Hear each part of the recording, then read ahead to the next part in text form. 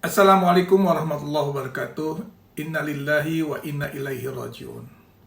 Hari ini tanggal 25 Desember 2022, masyarakat Jakarta dan kaum Betawi serta umat Islam juga bangsa Indonesia kehilangan sosok yang luar biasa atas wafatnya senior, guru, orang tua, tokoh bangsa Dr. Andes Haji Ridwan Saidi.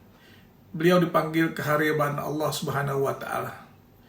Tugas terbaik kita mengikhlaskan kepergiannya dengan doa yang tulus.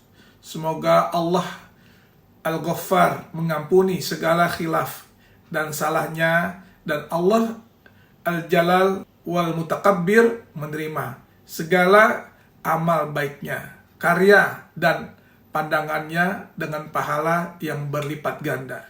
Banyak kenangan saya bersama almarhum. Selain sebagai seorang senior, Babe Ridwan Saidi ini adalah seorang inspirator. Pemikirannya yang sangat visioner tentu didapat karena pengalaman beliau. Hampir setiap kegiatan diskusi yang saya buat dan gagas mengenai bangsa, mengenai masyarakat Betawi khususnya, selalu melibatkan almarhum. Di antaranya saat nobar film G30S PKI di kampus Universitas Islam Asyafiyah, simposium nasional mengenai kepindahan ibu kota negara.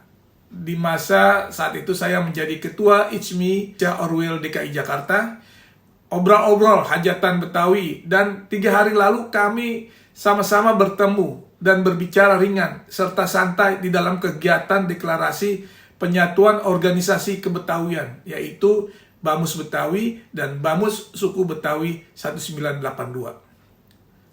Selamat jalan, Babe Ridwan Saidi.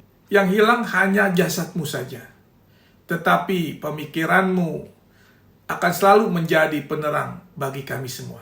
Semoga husnul khatimah. Assalamualaikum warahmatullahi wabarakatuh.